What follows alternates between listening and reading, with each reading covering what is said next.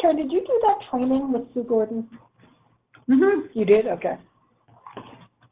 So someone's just going to sound very familiar to you. It was, well, it was helpful, but lots of stuff to forget. Yeah. So, you were going through hiring at the time of that training. Yeah. Yeah. So that was really good timing. Right, and that was when Katie got hired. Mm-hmm. So the timing was very perfect. Well, we can't do everything perfectly, right? Just kidding. No, it was a real experiment. It was fun. It was funny, just before I came here, I got an email having to do with how to hire millennials. There's 11 things that... Is one of them don't? Just kidding. I actually didn't look at it yet. It's fascinating to look at the generational differences. Mm. I think that stuff is so interesting. Yeah, I do too. Katie, do you consider yourself a millennial? I think so. It's I was born in 1988, Mm-hmm. so I think the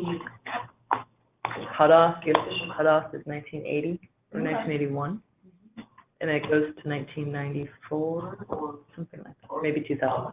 I've heard different things depending on what you read. And Yeah. Mm-hmm. Yeah. And then what's the next generation?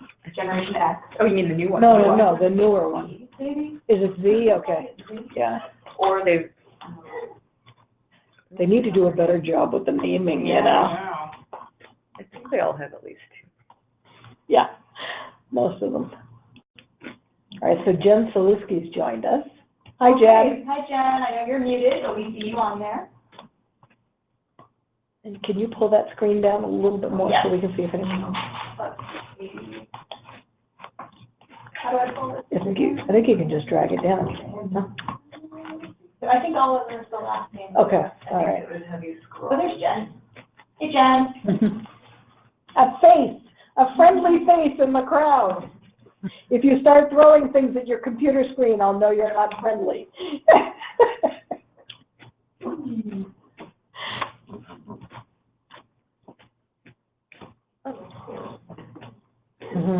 Mm-hmm. All right.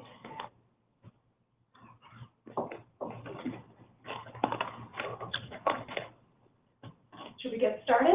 I would. Well, welcome everybody. Thank you for joining us. Oh, hi, Agnes. Hey, Agnes. So we have a few people in the room here, and we have a lot of people joining us remotely. So thanks so much for everybody for joining us for this brown bag about effective hiring committees and questioning protocols. So before we start, I just wanted to go around the room quickly and have everybody say their name, say why they're here, and why they're interested in this topic, and also if you have experience being on a hiring committee at the School for Global Inclusion. So I'll start. I'm Tanya Weber. I'm on the Marketing and Communications team, and I just served on my third hiring committee, and I chaired that committee. It was my first time chairing a hiring committee, and unfortunately we had an unsatisfying outcome from that hiring committee, so I can fill you in more later on that. There's time for that sad story. But just not able to hire, right? Not able to, you know. Right, yeah. Yeah, but I'm always interested. I think the hiring process is really fascinating. I think that interviewing is very fascinating, and I'm always interested to learn more about it. Katie Allen. I've never served on a hiring committee, but I'm going to talk about my perspective as someone who was hired by a hiring committee at the SBI. I'm an knowledge translation assistant. And I want to do an audio check. Can folks hear us adequately? Yes. Yes. Okay, great. Thank you. Thank you. And I'll be keeping an eye on the chat box, so if there is an issue with volume or anything, please type a message in there and let me know, or just speak up. I'm Agnes. I work for the system team, and I have been on hiring committees, I think 3 times, and 1 time I was chair. And some of them were successful and one of them was unsuccessful. But overall, I think it's very interesting from my personal view, as I like psychology, and so for that reason I think it's a very interesting process.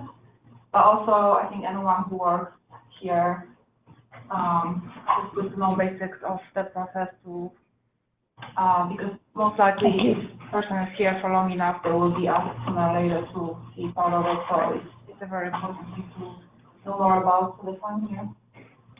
And I'm Karen Zimbrick. I have not been on a hiring team for a while, so chances are I will be sooner rather than later. Anyways, it's just an interesting process. It's changed a lot since I first started, and it's always good to keep up with the latest trends and techniques. So, and I'm Cecilia Gandolfo, and I've been on a lot of hiring teams since coming to ICI, and since we moved to UMass Boston on several hiring committees. And I'm here because I was interested in, along with my colleagues, in a recent hire to share our experiences. And DeBrittany, do you want to introduce yourself and give a little background? Sure. Hi, everyone. My name is DeBrittany Mitchell. I'm a Knowledge Translation Associate, and I had the pleasure of working with Anya and Nye when we were interviewing for the KT Associate 1 position for Susan Foley's research team, and that's where we were able to bring on Katie, who was a gift to us, and so we're excited about sharing our experiences with that committee. Thank you. Jen, I know you're muted. Do you want to unmute and introduce yourself? Yeah, sure. I'm Jen Selesky. I've been on several hiring committees over the years for everything from entry-level researchers to faculty to more senior positions. Some have been successful, some have been unsuccessful, but I'm always looking to learn a little more. Great. Hey, Lori, what about you? Hi, I'm me, Lori St. Leonard. I've also served on, I think, 3 hiring committees. I've never actually chaired a committee, and I'm here to learn a little bit more about the process. Great. And Oliver? Hi there, Oliver Lyons. I have been on one other hiring committee before. Granted, it was a committee of 2 people. So I'm eager to see how the hiring process works in a much larger sort of setting. Great. And Suzanne, I don't think Suzanne is on the phone, but she typed that she's also been on a couple of hiring teams here. So, great. Thank you all for coming, and I'm going to kick things over to Sheila. Hi. Oh, yeah. Is that Suzanne? No, it's Sheila. Oh, hey, Sheila. Skip right over me. I just want to say I served on many in my former life in higher ed and nonprofit. And I'm always interested in just hearing from both perspectives of the interviewer and the interviewee. And so that's why I'm listening today. That's great. Thank you. Is there anybody else on the line that I forgot? Okay. Great. We're good to go. Well, thanks everybody for joining us today. And as Anya said, 3 of us are going to be primarily presenting what our experience was in our most recent hiring committee together. Is DeBrittany, me, and Katie. So let me set the stage a little bit on this. First off, we want to give special thanks to Sue Gordon, who came in to do some training at SCISD in the fall around hiring practices and interviewing. And if you want to skip to the next slide. And so through that training, we got a lot out of the experience, and we kind of felt like it would be a good thing to talk about what went on. Several of us were about to engage in a hiring team, interviewing folks, and we went through this training, and we had already submitted our questions, had gotten a little bit of the ways into the process, but when Sue started talking about some protocols and suggested lines of questioning, we sort of all looked at each other and said, well, this could be interesting to try to utilize. So we quickly tried to pull our things together so that we could try some different techniques in the course of this interviewing. The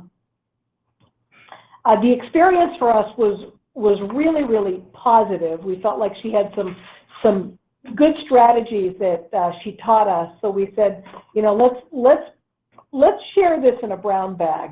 And this was in the fall when we had thought doing a brown bag on our hiring experience would be the greatest thing since sliced bread.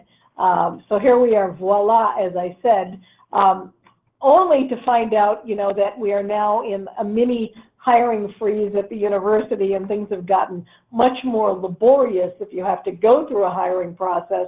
There's a lot more detail now. There's a lot more paperwork to justify the hire, et cetera. So what this brown bag isn't going to do is tell you how to avoid UMass minutia and bureaucracy, okay? What it will do is talk about what we did as a team and what we found to be helpful and useful as we were meeting candidates and coming to our final decisions about hiring, okay?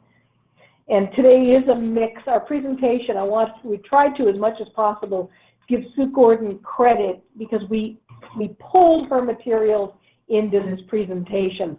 And in the announcement that Anya sent out a little bit ago this morning, you should have gotten copies of the PowerPoint slides that we're using today, as well as a copy of the packet that Sue Gordon put together. It'll look like another PowerPoint presentation, but the title page says Supervisor Excellence, Hiring the Best. And then 3 other documents. One is KT hiring phone interview structure / questions. Another one, KT hiring interview structure questions round 2. And then the interview team, and it's just a tool we use for scheduling, et cetera. So we wanted to share some of the tools and strategies that we use. So feel free, I'll let you know if I'm referencing one of those tools.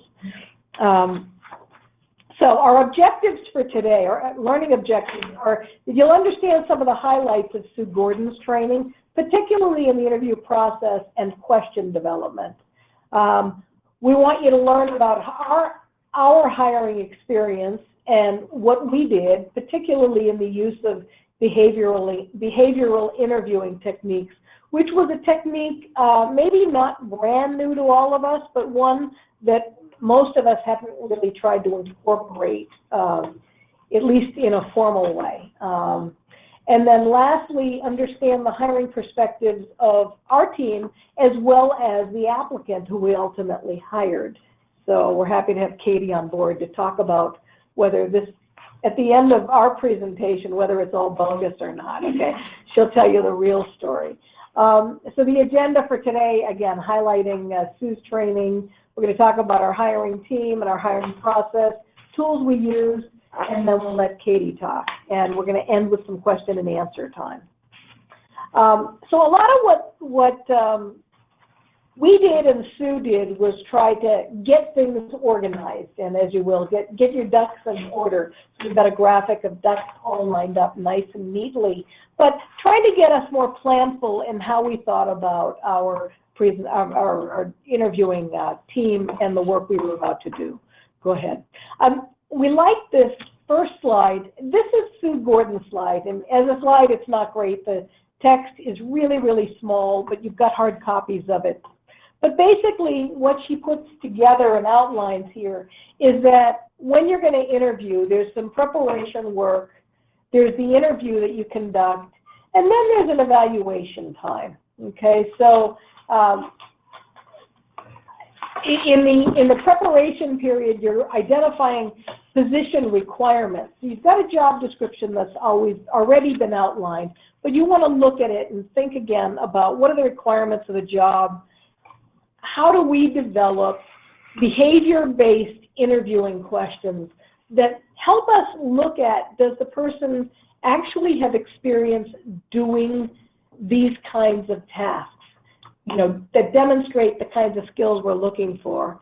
And And then reviewing and evaluating resumes and application materials against what we know we're looking for. As you know, the university has a pretty strict process where you review the resumes, and as a team you make decisions about who you want to meet, and then you submit that information to the university for approval. So there's more to it than this, but this was Sue's way of just helping us think through our process. Where we're going to focus is on the conducting phase in this brown bag. When you have an interview with someone, whether it's a phone interview, an in-person interview, she suggested the following. One was to establish a rapport with the applicant and explain the process. 2, ask behavior-based questions to evaluate required competencies and fit with this company, with this position, so with ICI and the job for which we're hiring. Explain job requirements, discuss the department, mission, vision, values. Ask what questions the candidate has, build in time for that. Explain steps in the hiring process, and then close out the interview.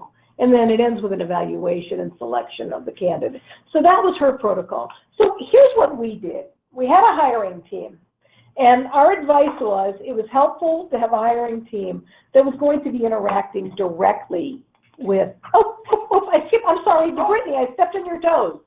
DeBrittany, then go ahead. Sorry, next slide. DeBrittany, this is your slide, the height. Sorry, up one. Oh, this one? Yeah, DeBrittany, I'm sorry, go ahead. No problem. No problem at all. So this is you get a trainer going, and it's dangerous. I'm sorry? I said you get a trainer talking. It's really dangerous. We don't show. Oh, no problem, Sam. I'm fine with chiming in wherever it's most helpful. So I'll be speaking to a little bit about preparing for the hiring process. What are some of those tips and tricks that worked for me as the chairperson of the committee? So in putting together the hiring team, we really wanted to put together a good group of people who, one, represented different levels within the organizations, represented different teams that the KP associate would be working with on a day-to-day basis. And the main reason for that was so that we could incorporate the feedback of those who would actually be directly working with that individual. And for the applicant, I think it also gives them a perspective of different personalities that they would be working with. So that was very, very beneficial to us in the end, especially when we got to the evaluation phase and wanted feedback from everyone who was represented on the committee. Organization definitely helped. I didn't write that pointer about myself. Just to throw that out there. But that would be too much. But organization really did help. And I know that this is kind of one of those things that you just assume comes along with being a chairperson of the committee. But scheduling was really, really a big thing and very time consuming. And so one thing that works for me is we use the doodle poll. And I know that, you know, when you get a doodle poll and there are 20 different options and you have to select which ones work for you, you know, people might invisibly roll their eyes at that. But it really helps in terms of holding times that candidates might possibly select in advance. So because I was able to do that, I was able to be a little bit more flexible with the candidates about what time works for them and what time works for their team. In the event that we didn't end up utilizing a time slot, then I would cancel it as soon as possible. But it really helps to confirm and communicate both with the applicants and the team when things are scheduled. So with that, and I think Katie will speak to it a little bit more, diversifying a hiring committee, again, is a really big plus with the KP Associate position. It's really unique because the KP Associate serves as kind of a liaison between the marketing and communication team, the training and TA teams, and the research team. So lots of moving pieces, lots of ducks to get in a row, which is why that visual is important, an embodiment of the KP Associate role. So it was helpful to have that. And of course, the biggest chunk of time and documentation and just process orientation went into making sure that we met the requirements that was required by the university. So the job posting, a lot of that work in writing the job description really came from Jaleesa, who's a Knowledge Translation Program Director, and more at a leadership level.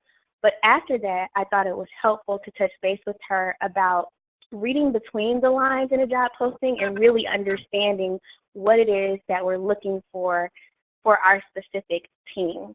Every team is different, team dynamics are different, team personalities are different. So what are those things that are not written on paper, but we're still looking for in a candidate? And then it's important to establish a relationship with the hiring team where you're able to communicate what the hiring manager communicated to you, what the team needs are.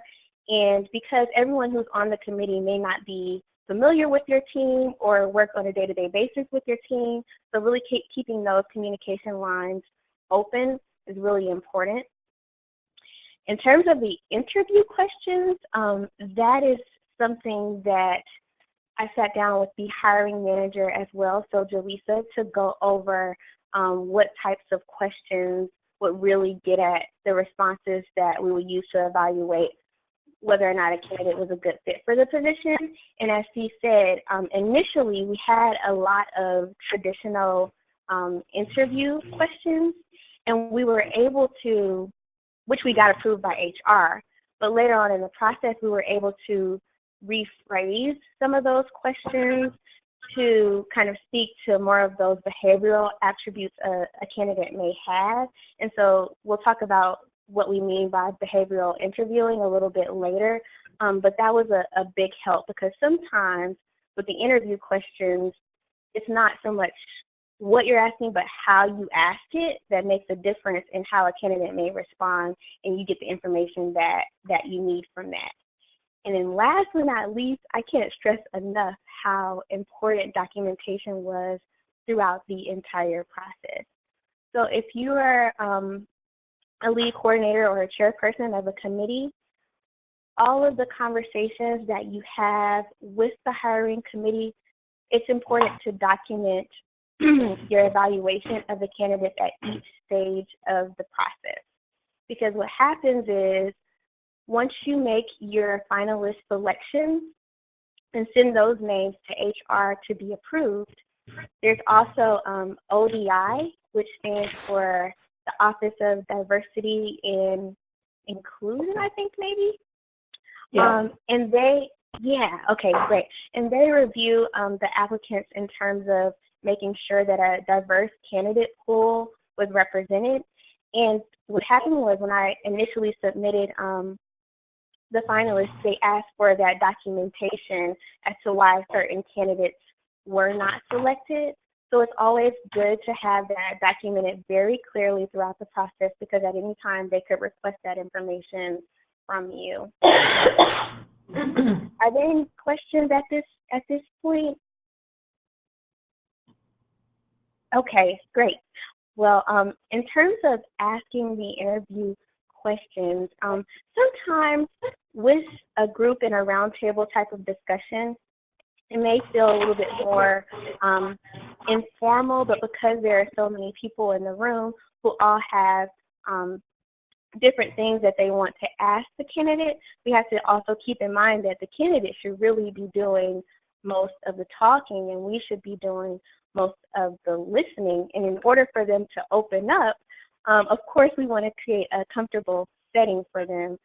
We want to introduce ourselves, shake hands, be interested in that person as a person so that they feel comfortable in building that rapport with you. Of course, I think for all candidates and for us as well to remain on the same board throughout the process, explaining what our interview process is like, especially at ICI, where sometimes things may take a little bit longer than we expect to get approved from certain channels. Just communicating with them what the process will be, what the next steps are. If you're in the beginning phases, say that so that they're not expecting you to follow up sooner than you can. And this is something also that we found out as we were interviewing candidates, is that it was very helpful for us to have forms or kind of like agenda setting for the interview. And sometimes that felt a little bit scripted because you assign people certain questions to make sure that you cover all of the content that you need to cover and that people know where they're supposed to chime in. But one thing that Anya did that I really liked is that she let the candidate know from the beginning, okay, this may feel a little awkward, but the reason we're doing this is because we're asking a set of questions to all of the candidates just to streamline the process and to make them feel a little bit more comfortable that we're not just being strange about the interview process, but we're just following a protocol. We tried to, as I explained a little bit before, turn some of our traditional questions into more behavioral-based questions. And for this, what I liked, if you look in the documents that Anya sent out earlier today at a later time, we actually used kind of a matrix that had the situation, action, and the outcome. And so we were able to really outline the responses of each candidate based on a behavioral type of evaluation. That really helped us at the end when we were comparing candidates' strengths one against the other, and we had a formal process and documentation of each of the candidates. Of course, briefly discuss the job in the ICI. Because the ICI is such a unique place to work, it can sometimes be a little difficult to communicate exactly what department you're in, for example, or what a day in a certain position will be like, because things are so different and change so rapidly from day to day. But it really is important to try to communicate that as best you can so the person has a good idea of what it is that they would actually be doing and kind of start to get a feel of the uniqueness of ICI as a whole. Of course, at the end, always leave them, I think, at least 15 minutes at the end to ask questions. In the event that you start to run into that 15-minute time frame, I think hold off on questioning and just check in with them and see if they have any questions, because we want to make sure that we get a good sense of what their questions are and we're giving them a fair chance to ask anything that they need clarification on. And then, of course, again, just end the interview by reiterating what our interview process is like, what are the next steps, and who they should be hearing from, I think is also a very key point. Who that email may come from, just designate that point of contact with the candidate and try to remain consistent with that. Great. Thanks DeBrittany. At this point, before I move on to the behavioral interviewing section, I want to bring your attention to the forms that DeBrittany was referencing. The 2 KT hiring structure question forms that basically we're sharing with you the actual questions that we used in round 1 and round 2 interviews. So you can take a look at them. And she described that in the middle, there's actually a little table where I crammed everything into one page. This was actually a 2-page sheet, but I wanted it to be on one page so you could see it.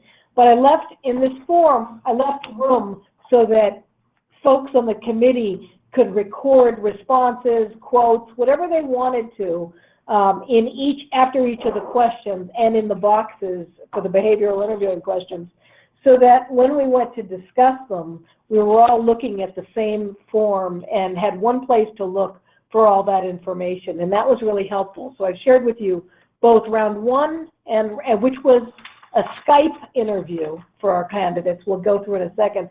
And then round 2, which was an in-person. And then the third attachment was what DeBrittany talked about with organization being really critical.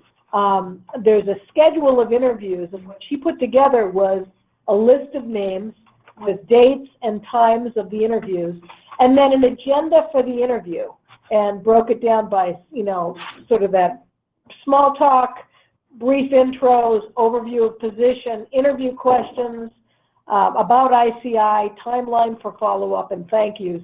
And we assigned responsibility to each of those. So we knew going into each interview who was doing what. And there was a real comfort to it once we got familiar with the assignments and the structure. When we hit our second interview, we had a stride going. We knew exactly what to do and how it was going to work. You know, the first one was our learning process, so we probably looked a little bit more clunky. So you've got those three tools to take a look at that we thought we'd share with you.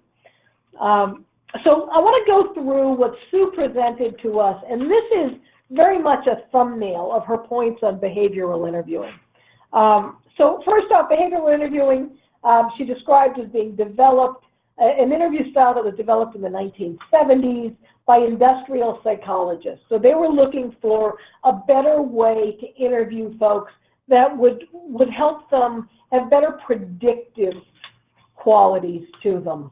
So bullet 2 says it has said to have a 55% predictive nature for future behavior versus 10% predictive nature of typical interview questions.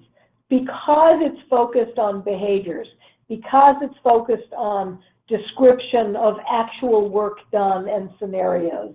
So it's designed to be much more concrete and specific, and as a result, it helps then to be more generalizable about what the person is like to work with or is like to see in a job functioning. It's touted as giving more objective facts to help the hiring decision makers, more so than more traditional job interview approaches of, you know, where do you see yourself in 5 years and what are your strengths, what are your weaknesses, tell me about yourself.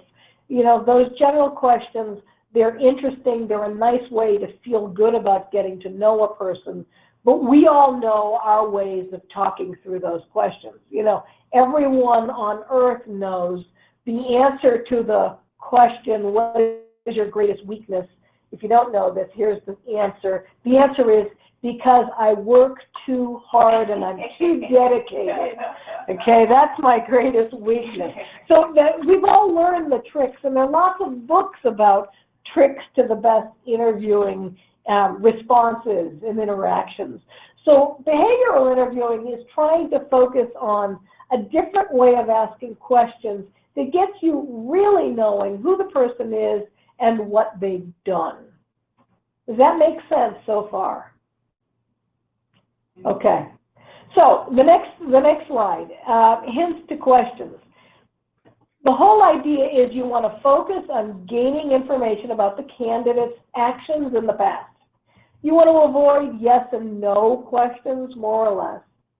You want to ask job-related questions that focus on competencies, what they've done. Now, what I will tell you is in the training, some of us pushed back on, well, if you can't ask any of those softer questions, one, it's hard to establish a rapport because you're going right into what have you done, what have you done?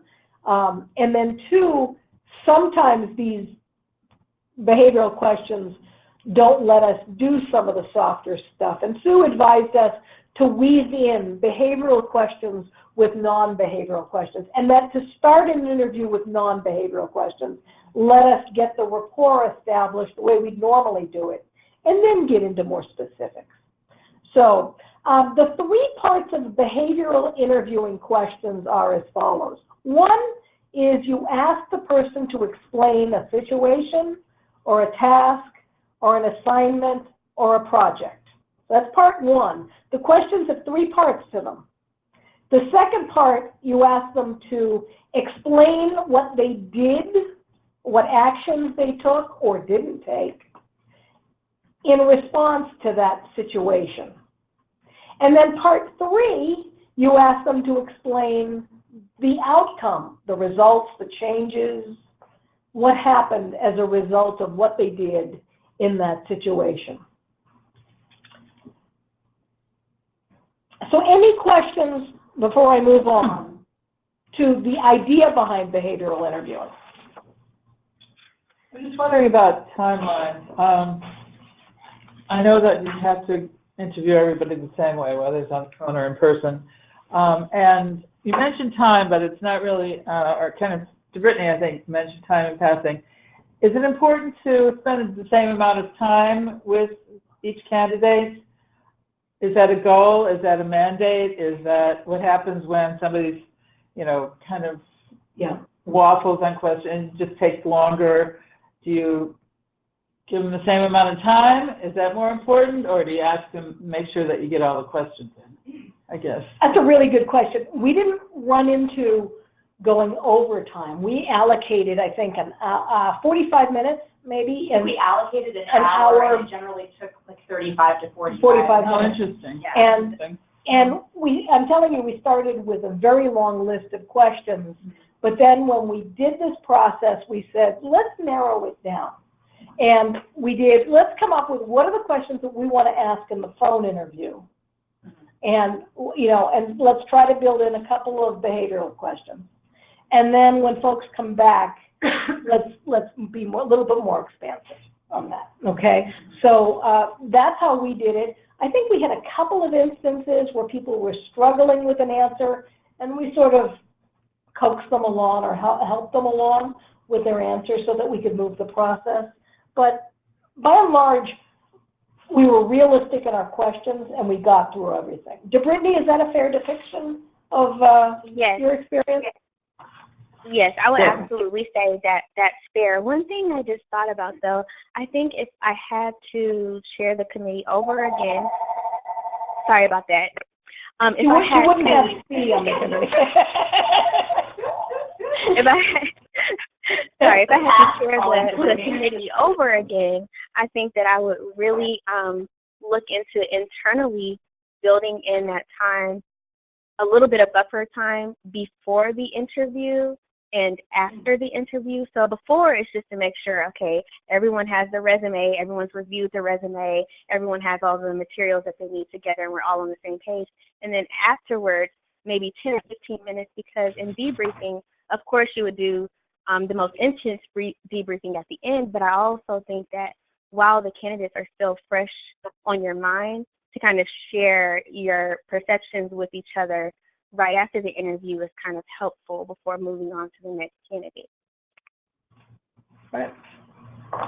I would agree. The next couple of slides, and I just wanted to go through them kind of quickly. Sue Gordon was suggesting when we talked about what happens when you're not getting what you want in interview situations. You know, you're asking questions, Karen, a little bit of where you were going with. Yours was more on time. She was more focused on, you know, if you try to be specific in behavioral questions and they're not getting it, how do you redirect them so that you get what you want? And I'm not going to read all these examples, but if you take a few minutes to look at it, she gives suggestions for responses when a person gives a vague description of a past experience, how to move a candidate away from future-oriented or theoretical discussions, how to handle when a candidate is expressing feelings or opinions. Again, she was trying to keep us very concrete, task-focused, behavior-focused. How do you handle a candidate, get them to be more focused on the situation's specifics? How to obtain action-oriented information. So they might have described the scenario, but they really didn't outline what they did or what steps were taken or what occurred. So how to get them to do that. And finally, how to obtain result orientation information. So they've done okay with the situation, they've done okay with what they did, but they're kind of fuzzy on that, well, what happened as a result? Some questions to get at that section of the question. Because again, remember in the behavioral interviewing, you're going after 3 components of a question, and that's what makes it really valuable. Okay. DeBrittany, you're up. Okay, great.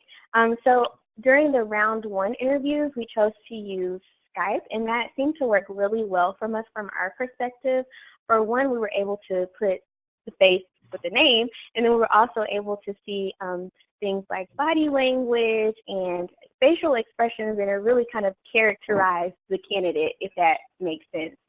And then we discussed and rated, so that debriefing period that I was just talking about was kind of informally built into our process. Then after we debriefed, we decided which of the candidates we had interviewed, who our strongest applicants were and why, and again, documenting that phase of evaluation for all of our candidates. And then we decided that for round 2, we would like to see the candidates in person for us to have more of a conversation with more targeted questions on those things that were left unanswered, or things that we needed clarification on, or some things that, one thing that C and all of us talked about a little bit, are what are those things that, of this candidate, what are some of the concerns that we have about this candidate, and how do we get them to talk about that so we have a clear picture of whether or not they will be a good fit in this role. I'm sorry, did someone have a question? No. Oh, okay, great. So after we did the round 2 interviews, again, we documented that process, and we decided the number of finalists that we wanted to send over to the hiring manager, and we sent those names to HR for approval. After HR approved, we sent the names of those applicants who were designated as finalists to the hiring manager. Now, this phase of the process may differ depending on who the hiring manager is and their preference of how much or how little they want to know about your experience on the committee interviewing the different candidates. For our hiring manager, we let her make her own decision as to who she thought would be the best fit. We sent her the application materials that the applicant submitted, the resume, the cover letter, and any other documents that we had received. And then after she was able to make her own judgment, she communicated back with us who she thought would be a good fit for the position. We again use standard interview questions for all, which really I can't stress enough, really helps with the evaluation phase of it. The form, so we had standard documentation across all candidates. And of course, Sue Gordon and her tips on behavioral interviewing was really a great asset to us, because, as I said before, it wasn't necessarily what we were asking, but how we asked the questions that made a big difference. And so we thank her for that. She actually was open to our sending her our questions and looking them over for us and giving us some input back on them, which was really, really great. And the other thing I wanted to say is, I know folks are frequently worried about the submission of names to HR for hiring purposes, because HR can push back, and has in fact at ICI pushed back on other hires. And having the documentation that DeBrittany was just describing was invaluable, because they asked to see it.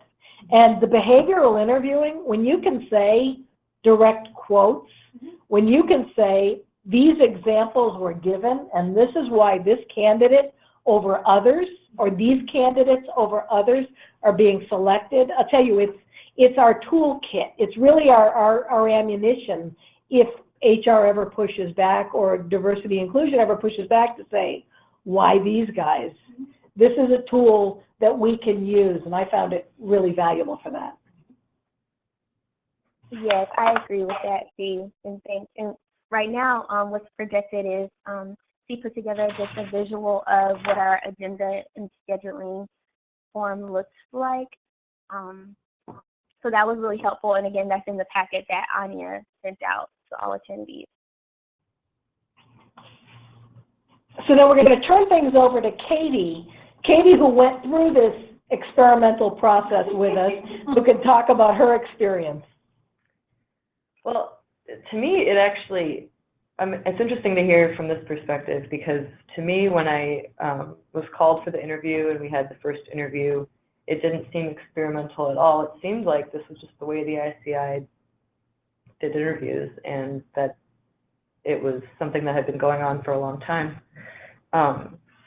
Everyone seemed to know have the process down, and it seemed like everything was really well together. So it wasn't what I was expecting as a job candidate. When I was first called for the interview, I was sort of preparing for those traditional interview questions and was very relieved actually to find that that was not what I was going to be asked, because these behavioral questions were actually much more my style as well. Like, I really appreciated being able to put myself in a scenario and think it through that way, rather than just these conceptual, vague questions that are typically asked.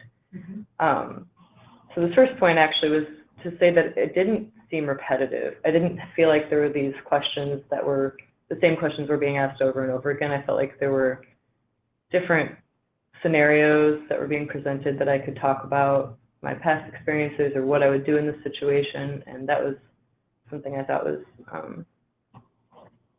useful and gave me a sense of what to expect in the job. I liked that we sat around the table. We were at a round table setting, and Anya, DeBrittany, and I, and that they were from different departments. They had different roles at the ICI, but like DeBrittany said, the way that they were relating to the KT team, they explained that, and then I got a chance to ask questions about how each of them worked with knowledge translation, and it was interesting to hear different perspectives. It made me feel more comfortable that we were sitting in that roundtable situation, and that everyone was very friendly, and that it did start with some small talk. It wasn't just me on one side of the table and everybody on the other staring at me. That felt good. Using Skype for the first round of the interview, I thought that was a very positive thing. It was flexible. It made me get a sense of how the ICI works with technology, and also just how I was employed at the time, so it was really nice to be able to do an interview via Skype. And particularly, one of the questions that I remember that stands out was about the team gave me a brochure to look at and demonstrate how I would translate it sort of into more applicable language and to more, it was an older ICI brochure, and so it was like, here's the chance to demonstrate your skills, your KT skills. And I thought that was really cool, different, and not what I was expecting. But did you get that ahead of time or at the time of? At the time. It was just kind of like on the spot, but I didn't actually feel nervous about it. It felt like, it made me feel like it was actually the right job for me, because I thought, oh, this is actually what I was hoping to be doing. Something interesting. And I didn't feel a lot of pressure. I think they said, take your time, and it was kind of silent, and I got a chance to do that. And it wasn't a copy edit kind of thing. Yeah. It was your sort of your gestalt of what it is and what would you do differently with what we're trying to, what the message is, conveying the message. Yeah. Yeah, and I appreciated the different roles. Like I said, that DeBrittany was there as the Knowledge Translation Associate at the time, still is, but now the higher level Knowledge Translation Associate. But that was really important because I got a chance to ask her questions about how she sees the role and her experience in that role, and how she relates to the other members of the team and other staff at the ICI and the marketing communications team, training team, research team. And then meeting with Jaleesa after both interviews was very helpful to speak with her one-on-one and get a sense of her supervision style and just what she expected from the KT associate. And then, yeah, when I got hired, I was really happy and kind of surprised. I thought everything went well, but I guess you're always surprised. So was Jaleesa involved at both after both stages with all the candidates, or just No, the way forward, or? Jaleesa was the hiring manager in the situation. Yeah. And then there was a hiring committee, and the way it works is you have a hiring committee with a chair, and that group meets the candidates and then puts forward the finalists to the hiring manager who makes the decision. So the hiring manager isn't in those preliminary. No, I understand that, but you said you talked to Julissa after both interviews. No, after the second one. After the second one. Yeah. Okay. Yeah, after the first one, I think there was a little bit of time. Oh, that was the other thing is the, as Brittany was saying, laying out those expectations of the timeline and just what to expect in the next interview was really helpful. I think generally an adult learning principle anyway, to lay out the expectations, but that's not always the case in interviews, and it was really helpful to know, especially because I had another job that I was still. So the next slide, and then we'll let you get some questions in, but the next slide was how it's sort of evaluating the interview process. And I included this, but I have to admit it's not something we did as a team. But then I saw it in the packet. This is one of those admitting what you didn't read in the training packet. And I looked at it after the interview process and I said, wow, that would have been really good for us to do. So I included it here because I think it's worth looking at. And, you know, as DeBrittany said, having a few minutes before interviews to get ready and then a few minutes after interviews to debrief. This is actually a nice structure that sort of forces you to think about how was that experience from our perspective and did we do all that we're supposed to be doing? So I included that in for your consideration. And DeBrittany? So in terms of, can you all hear me? Yep. Yes. Okay, great. So there were many lessons learned across the entire committee, and one of the things that I said earlier that I'd like to point out again is that sometimes it's not as black and white as it may seem in regards to the job description and what you're actually looking for, considering your team and the needs that need to be met. So it's great to have those informal discussions, reading between the lines with the hiring manager, and then communicating back to the hiring committee so that they know which personality attributes you're looking for example, and what are those things that you're looking for in a candidate that would fit well with the team. Of course, having C, Anya, Nye, and myself all representing different teams was great, and Kate has already said she enjoyed hearing from the different representation that we had within the committee. Streamline, document all the logistics and communication to keep everyone on the team, on the committee, informed and prepared. And sometimes, for example, I would get a follow-up email from a person just as a thank you note, and I would send that out to the rest of the committee just because the little things are important throughout the interview process. So you want to make sure you're communicating every little thing with the committee, even if it seems like it's something small.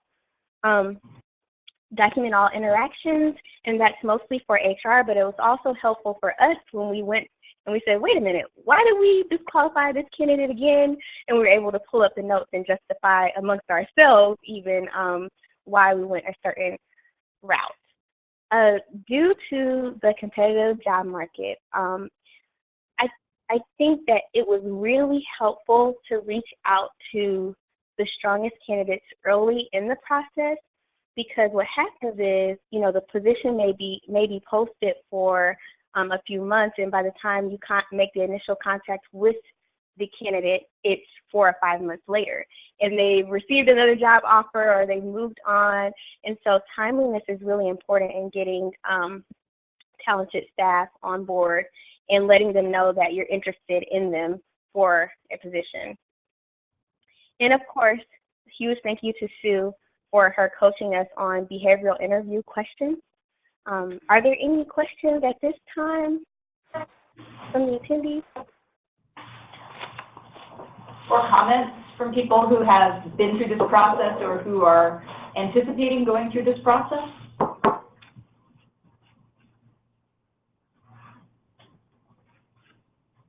I guess this is Anya. From my perspective, just building off of what other people on this hiring committee have already said, one thing that I noticed when we were asking people the behavioral questions was people didn't seem very comfortable jumping into a scenario and talking about a specific thing. So that was why the recommendations that C shared from Sue about nudging people to be more specific wound up being really helpful, because what I see happening a lot when I interview people is I'll ask a question like, tell me about a time when you had to balance or juggle multiple priorities.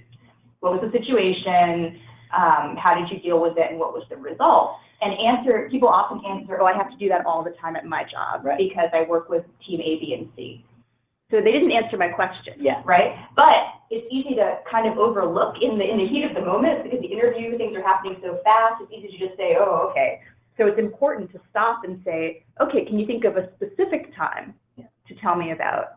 And then if they don't tell you the result of that, so how did that all turn out? What was the outcome? Right. So I think taking that, it sometimes feels like you're spending so much time on one question, but you're getting really detailed, valuable info about the person that you're talking to, so it's worth it. Mm-hmm. People aren't necessarily used to this kind of approach. They're not. So giving them a chance to, walk it through. and to answer the way what you want, Yeah, and also not to assume that they're being evasive. You can also get in the mindset of, oh, they're so sneaky, they don't want to answer my question. It's more like their brain just isn't they're not thinking that way. Yeah. Right. Yeah.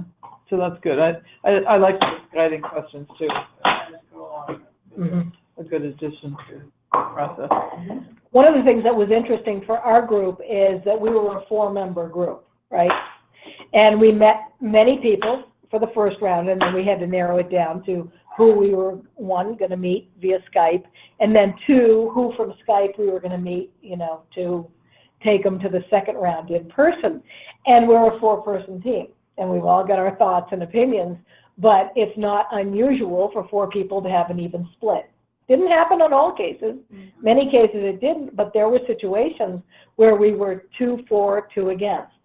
And we had to start coming up with a rating system. Well, are you strongly for, strongly against, or are you sort of more toward the middle? And we had to sort of negotiate of the range of yesness or no-ness.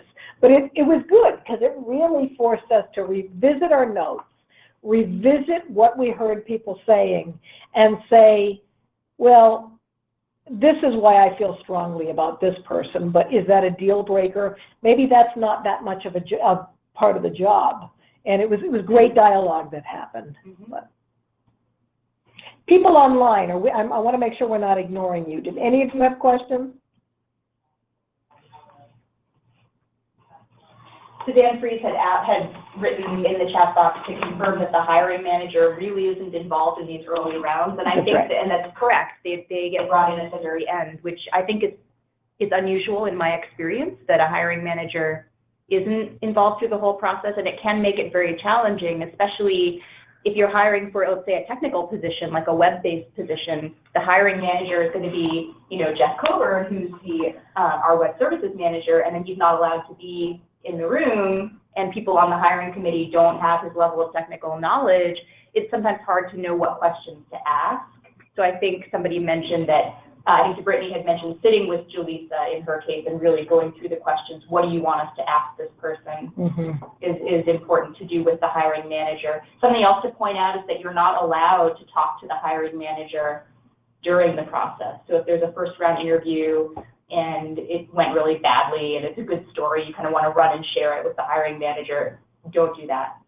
They're not allowed to hear that. No. Agnes, I thought you might be raising your hand. Okay. Any other last thoughts from people before we wrap up? Was this helpful? Was this what you wanted? And would you consider trying behavioral interviewing questions? Very helpful, says Suzanne.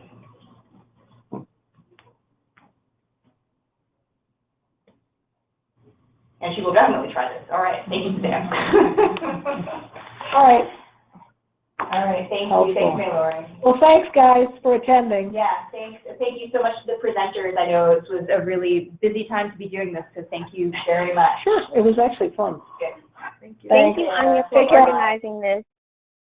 Of course. Thanks, Anya. And Sheila, I know you didn't get the materials yet, so I'll email those to you after I hang up. Thanks, everybody. Bye-bye.